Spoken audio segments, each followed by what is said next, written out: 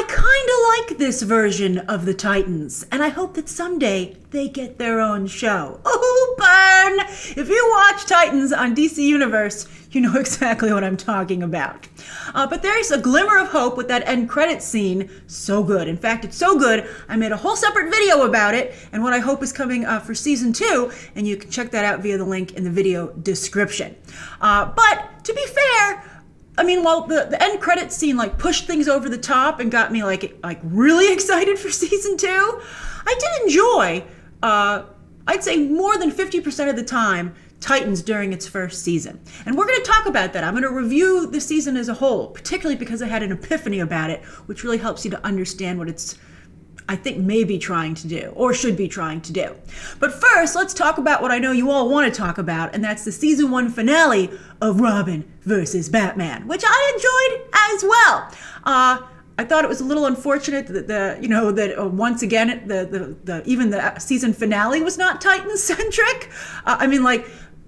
Starfire, Raven, and Beast Boy all show up, but although I loved Anna Diop's natural straight hair, it looks so good, but they were like used so sparingly in their own freaking show. It was really frustrating. But as a Batman fan, I couldn't complain too much. But yeah, I found this episode very interesting. Remember, I like Elseworld stories, and this sure was one. First off, I've definitely come to see Brenton Thwaites, without a doubt, as Dick Grayson. Really great casting. I know I always talk about hair, but he has Dick Grayson's hair, and he manages to be that very difficult mix of both a ladies' man, but also a guy's guy. That's hard to do, and it was difficult to pull off in the comics with the Nightwing character, which is why I think he's although all the Robins have stood the test of time, very good character, or template, I guess, because so many people have been Robin. And also I think that's carried over to the show. But I also was really fascinated by this idea of what would happen if Gotham slipped too far into the darkness and Bruce Wayne felt that there was no saving it, right? What would be his end game? Speaking of end games these days, particularly how he decided he was just like, forget Arkham. It's like a total waste of everyone's time, and I feel like the people who work there are complicit. That to me was interesting. And on that note, I like how disturbing this version of Batman is, because again, when you think about it, Bruce Wayne did at first decide to dress up like a bat so that criminals would be afraid of him, and he's freaking terrifying here, largely because he seems as unhinged as his rogues gallery, plus kind of fetishy with taking in a string of hot, stylish teenage boys. I've been a fan of Batman since I was a kid, and I've never seen anything not totally wholesome about his, father-son, about the Batman-Robin relationship, even though others have. Although, to be fair, some of the early comic book strips are very suggestive, but it's always seemed perfectly fine to me. Not worthy of an investigation by child services whatsoever. But on this show, I would call child services. It was weird. But it was an interest. Again, I feel like this is an Elseworlds. I think it's an interesting exploration. But when I reached my breaking point, when Batman started killing police officers, when he was slashing them up with the Batarang, it was just too much. So at first I was like, you crossed the line, show. But then I realized that was the point, because Trigon was manipulating Dick Grayson to go into the darkness. Again, it's all about Dick Grayson. It's like, this show isn't called Dick Grayson, it's called Titans. But I digress. Also, by the way, I don't think it was made clear enough, because Trigon was saying to Raven, I tried, he chose this path. And it's like, no, he didn't. I saw you, Trigon, kick your illusion up a notch with the cool blue, wave of light whenever Dick Grayson was tempted to take the peaceful path. He was like, oh, no, you don't. Let me up the ante. So I thought that was an interesting idea, but I don't know how well executed it was. Speaking of Trigon, I thought it was ridiculously uninspired casting to make him a white bread suburban dude. Although I did like when he was the police officer in Gotham. He was more appealing to me there in The Illusion. But I know that, they decided to take that approach with Rachel/Raven, which I don't love. But, she had a farm girl mom who Trigon seduced. So that could kind of explain her look. But I would think that Trigon himself, to go from that image that they had in Corey's ship, the more traditional Trigon look, and then be like, but this is what his Earth body looks like. You're like, that's ridiculous. And you would think that maybe he chose it to appeal to Rachel's mother, but maybe he should choose something more exciting. And that's why she would be like, oh, this is different than anything I could just get down the road with that poor sheriff who we murdered. And so, yeah. So I just didn't think the Trigon casting, I thought it was actually a little bit offensive, quite frankly, especially with, the show tries to be a little diverse, with Beast Boy and Starfire, but I can't give them huge points for that because they have so little screen time.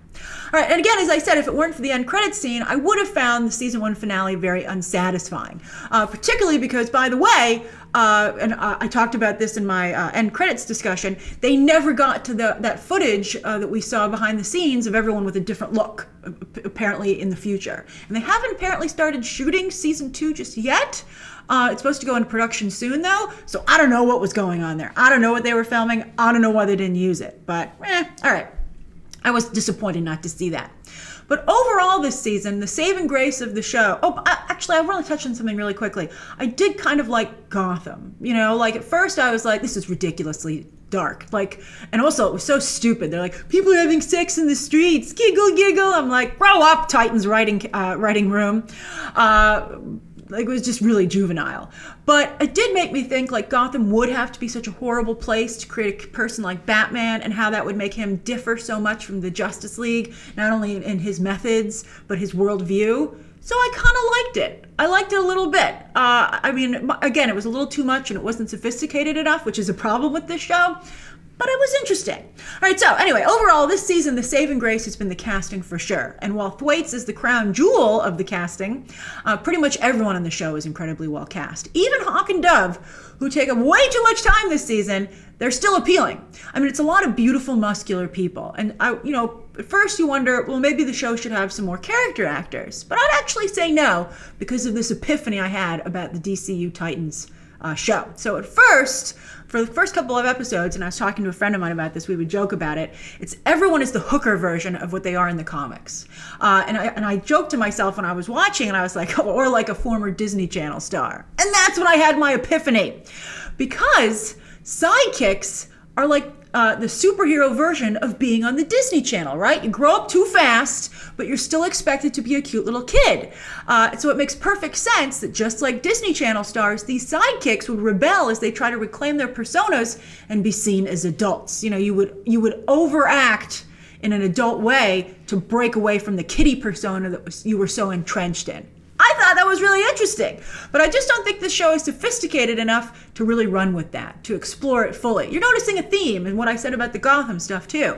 I think they have such good gems of an idea on this show that you're like, wow, that's brilliant. And then you're like, but your execution is awful, so awful, to the point that you're like, did you actually think of this, or did you just luck into it? And I wish that they would hire somebody to work on the show who would realize what they've lucked into, and maybe that's why they're not capitalizing on it, is what I mean, that they're like, I didn't even know we did that. I hope that they realize it maybe in hindsight before they start season 2. Because I would love to see this show realize the full potential that it obviously has. And the cast deserves to act out that quality story. Best episode, I would say the finale, because again, it did give me a lot to think about, and I love that end credit scene. And the worst episode, I would have to say, is Hank and Dawn, which, and I saw some people really liked it, but to me, I thought it was riddled with problems and posturing without really knowing anything about the complex subjects it tries to explore. And again, in an offense, I think it was offensive in the subject matters it tried to tackle, but it did so in such a cheap, thoughtless way. I really had problems with it. It was pretty sexy, though. All right, so that's my review of Titans Season 1. What did you think? Share your thoughts down below, and you can check out some more videos, including that one about the end credits scene, right now.